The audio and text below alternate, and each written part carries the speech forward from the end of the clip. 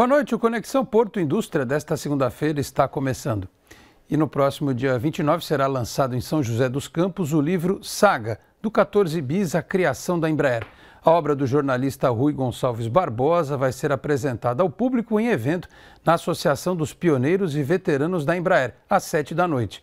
Um livro que celebra o idealismo de Casimiro Montenegro Filho, Paulo Vitor da Silva e Osiris Silva. O autor do livro, que teve o apoio da Associação Em Voz para a realização do projeto, explica como surgiu a ideia. A aviação, quem gosta, normalmente gosta desde muito cedo, né? E uma fase da minha vida eu achei que eu seria piloto. Aí eu descobri que eu não tenho perfil para ser piloto, mas eu gosto muito de aviação. E desde muito cedo eu também lia muito sobre aviação, né?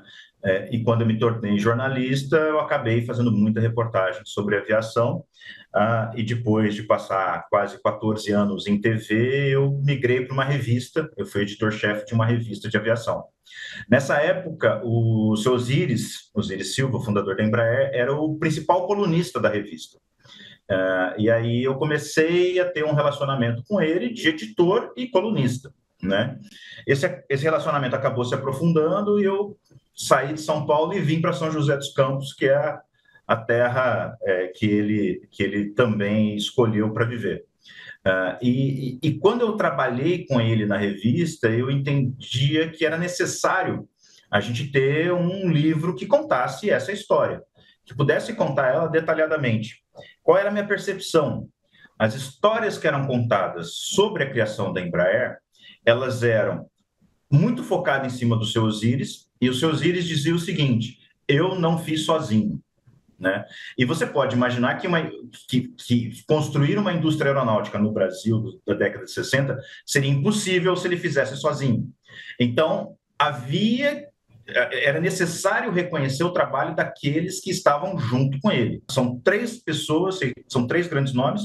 O seu Osiris já tem uma limitação de conhecimento. Casimiro Montenegro é só reconhecido dentro da aeronáutica, não sai dos muros da aeronáutica.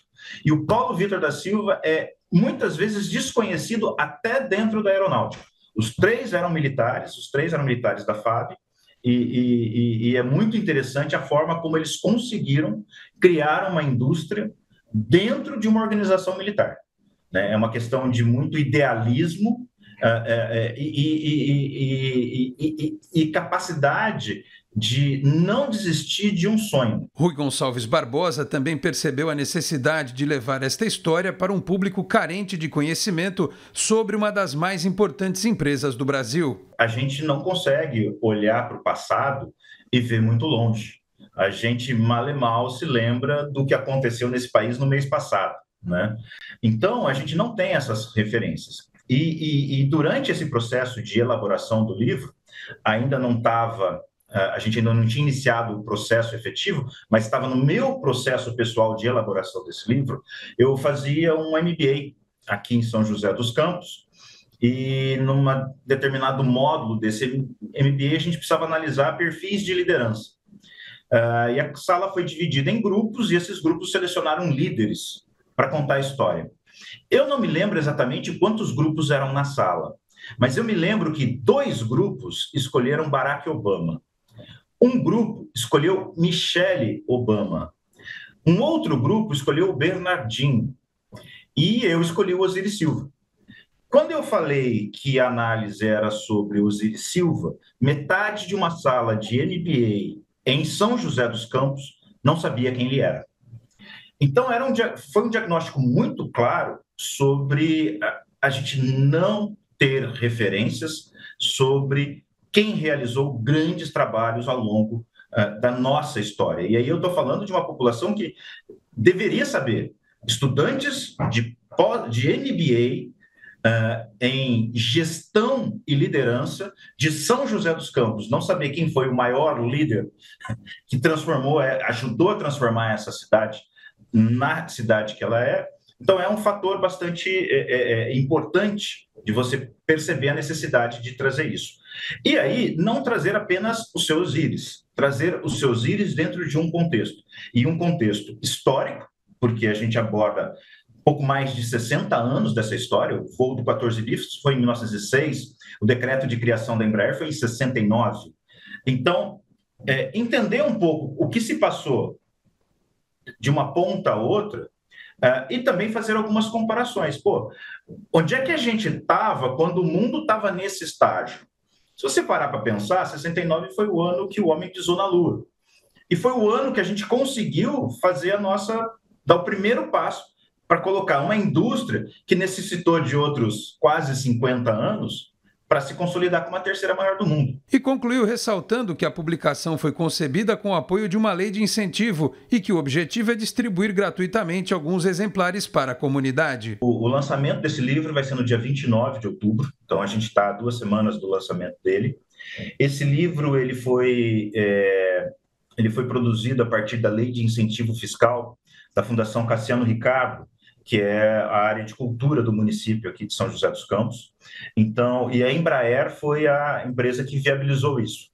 Então, o edital a qual esse livro atende, ele estipula que a primeira edição desse livro ele tem que ser distribuído gratuitamente. Então, a primeira edição dele, a gente está com uma tiragem de 1.000 exemplares, e uma parte desses livros vão para as escolas públicas e as bibliotecas de São José dos Campos.